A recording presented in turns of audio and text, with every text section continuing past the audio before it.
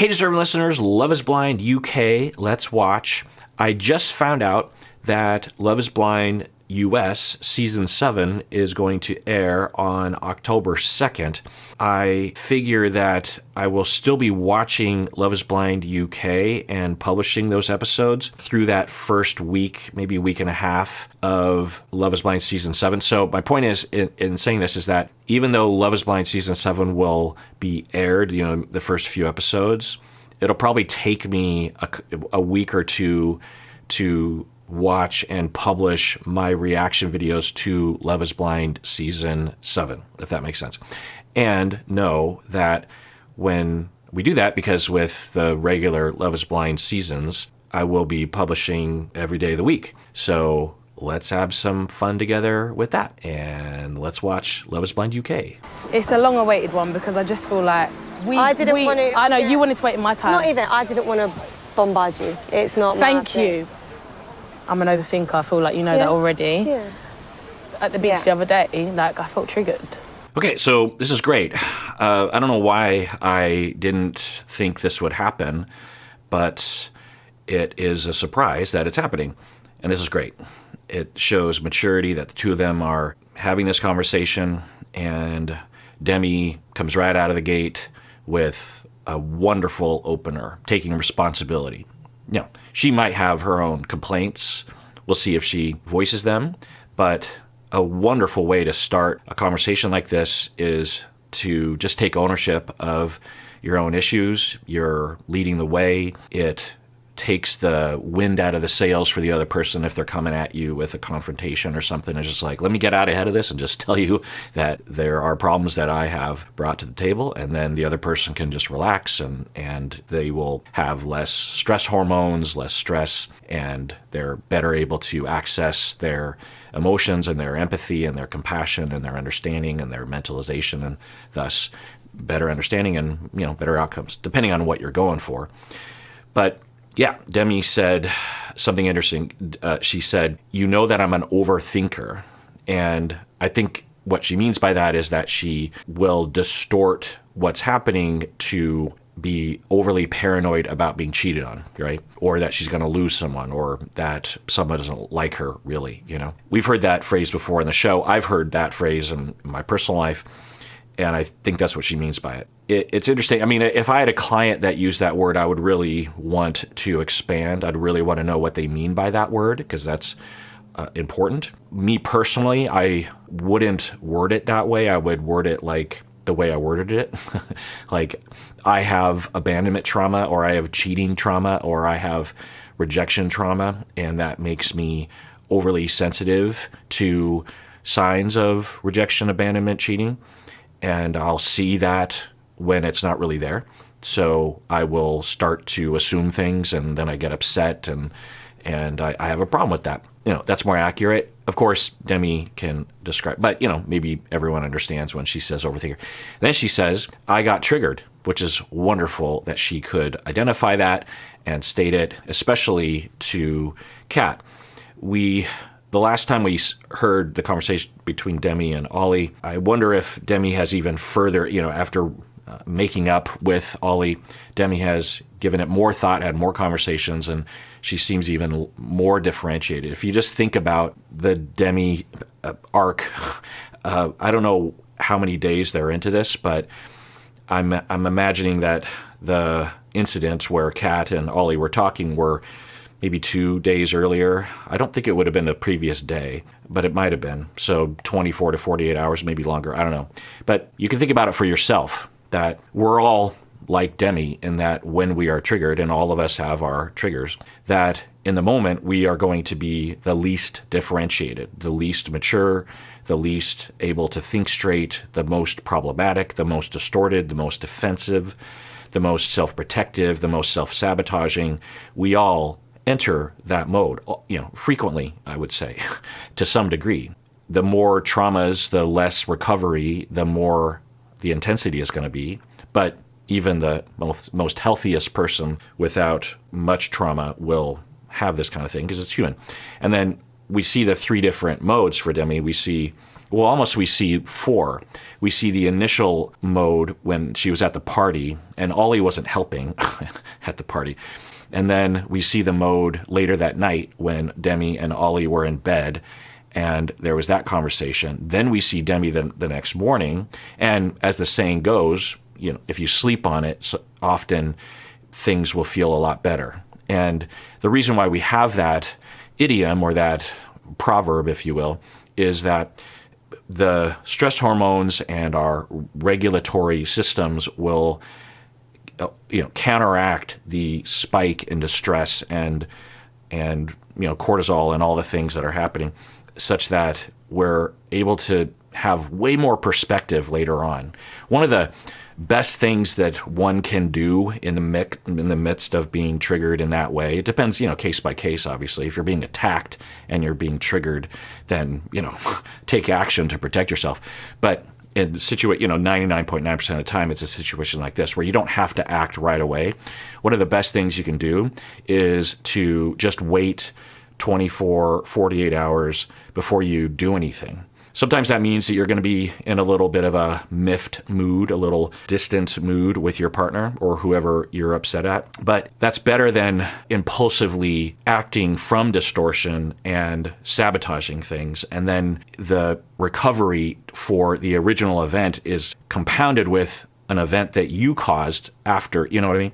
But anyway, so we see those 3, and then we see this level of differentiation. Now, I don't know if Demi is protecting herself enough. There's evidence that Ollie might have some questions. He's reminding me a lot of Bartiz in the way that he talks, in that he is saying, I didn't show the clip, but he's talking with Freddie and about how Ollie is saying, I'm seeing all these other couples and all y'all are real touchy-feely and seemingly in love, and we don't really have that. And he's talked about PDA and that kind of stuff. But the way he talks, it makes me wonder if he either is aware or he's barely aware that he's not really into her. Now, marriage doesn't depend on that. Everyone can make a choice about that, but it's not a good sign. The other thing that I heard from Ollie was that he was talking to Freddie about how there are factions, and that confirms what I was speculating at that original party, that first party, that Ollie felt like the stink eye, not only from Kat, but from everyone in that clique. Oh, and that's interesting that Ollie was talking to Freddie, who would have been near that clique. So I'm wondering if Ollie feels like Tom and Maria and Kat are in a little clique, and Ollie feels like some stink eye from all 3 of them because he's talking to Freddie. And Freddie doesn't seem like the type of guy that would give the stink eye for no reason. But anyway. I just need to let go of that now. Cool, you've had your thing. If I had feelings for Ollie, I could not put up this act. Yeah. I walked out that pod with Freddie, and I said, the minute I walked out, I said, I'm going to marry that guy. I'm very happy for you. You 2 look amazing. Thank you, but so do you and Ollie. Yeah. I just want you to know that I've cared about you so much. It's been hurting me. I will say just a short little comment that on the show, there's often this concern among the couples and about judging other couples, for better or for worse, about how they look together, right? It's like, oh, you guys look so great together. And sometimes I wonder if they're referring to the chemistry that is being witnessed, or if they match somehow, like fashion, like they look good on Instagram or something. And it just raises a question as to the cultural mores involved in judging yourself as a couple. Because, certainly it's nice to be told, oh my God, you guys look so cute together. But, relationships are deeper than that. I hope. He's not making me feel bad. It's not him. Really? I've definitely seen all different sides to him. Yeah. I see the class clown. I see the one who wants to be the lad in front of the boys. Cool. But I also see the one who's hugging me up over night time and being vulnerable. Okay. So it's good to hear. We only see little snippets, but that is encouraging that Demi is saying, behind closed doors, Ollie is vulnerable and hugging and contact, and that is what we see. But we've seen that before. And Demi also said that, there's the Ollie that wants to be one of the lads.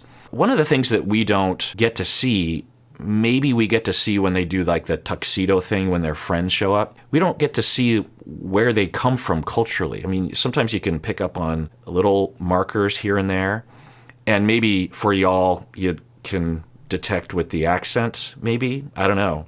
It is interesting to me to hear the different accents and the different consonants, you know, like I hear instead of think, it's fink, or instead of think, it's tink or something. I can't remember. And, you know, and of course, me in Seattle, am speaking English. Not that they're all English, but anyway, you get my point. So we don't know where does Ollie come from a particularly traditional gender culture? Like someone like Ben, you just imagine you can visualize his friends and somehow. But yeah, sometimes we're surprised. But the question I want to raise is, and I noticed this at the other party, that Ollie might be kind of insecure about peers. He seemed to be really leaning in. I think it was Bobby. And he just seemed to be really laying it on thick, like, hey, we're bros, right? Which I guess could be explained by Ollie feeling the stink eye from the Tom, Maria, Kat faction. And he's like, oh, crap, I gotta... And trying to signal everyone like, hey, I have friends, you know, I could imagine that. But I don't know. I'm just wondering about Ollie's history regarding peers, because it could override his better judgment when he's around everyone and he isn't able to remember to pay attention to Demi. Conversations, but at the same time, that's us protecting our space. What are we cheersing to? We're cheersing to the Demi that was when we first started, because we all miss it, Dems. Do we? Why should we all be happy in our couples and you can't join us? I am happy. But just show us. We want to see it. I don't understand what Kat's doing. Maybe this is a nice gesture. Is Kat trying to help Demi with that overthinking? Like, hey, just relax. Just have fun. If so, yeah, that's probably what it is, because they're cheersing. Looks like tequila. The things we spoke about. Just, I told her in the past that I have cheated, and did she ask you that? Yeah, she asked me, and you know, it was a long time ago. It was 7 years ago, but. Okay, so we're learning the time span. I remember surmising or guessing that based on the way he was talking about it, it would have been a number of years. I don't know if I would have thought 7. It sounded more like 3 or 4, but. Yeah, I mean, that certainly provides context, right? 7 years ago. And Freddie is 32, I believe, at this time, so 25. You know, it'd be different if he were 25 and he's talking about something that happened when he was 18. So he's 25 at the time. It's not super young, but still pretty young. I've already been over all this. Just because someone has cheated in the past does not mean that, 1, they're going to cheat again, and 2, that they're going to be a bad partner. Among all the different signs that one would look for in the beginning of a relationship, that's one out of maybe hundreds of signs to pay attention to.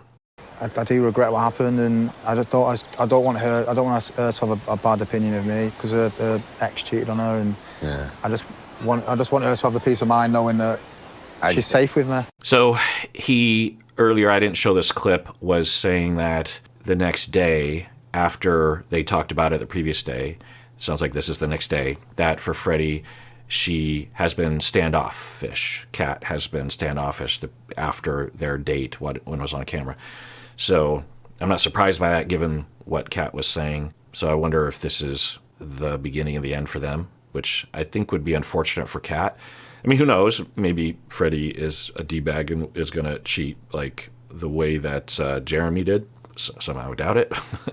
But I don't know if it's a good choice or not for Kat, but given the factors that we're seeing in the edit, I think that would be a hasty decision to pull back from a relationship that had a lot of potential. How do you think she took it? Not well, I think. You know, she used the expression, once a cheat, always a cheat. You know, and that hurt. It doesn't define me. That's great that Freddie can say that. That is the likely feeling, and we don't usually hear that phrase, it hurt. Whenever we are experiencing conflict or difficulty in a relationship, particularly in a romantic relationship, if you are upset or irritated by something, in all likelihood, it's because you are hurt. You can also be scared, but usually we're scared of being hurt. We're scared of rejection. We're scared of, being judged and rejected and broken up with or distanced from because it hurts. And that's wonderful, very differentiated, very mature, very good sign, emotional maturity, vulnerability, the ability to say that on camera. It's a big deal. It's like, Of course. I'm just being honest. I don't want to lie to her. No. I want to be truthful and loyal and, Look, sometimes you've got to have a difficult conversation, and sometimes the response isn't what we want to hear, but it is in the past. Yeah, it would have been worse if he had lied and then later told her the truth, right? Or lied and then later she finds out. Or lied and then he's living with the lie.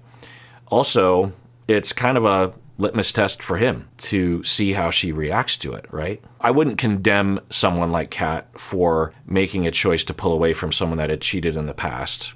I would say they're potentially really limiting themselves and maybe compelling future partners to risk lying to you, because if they find out that you're like that, they might say like, well, I know I'm not going to cheat ever again, so I should just lie to the person.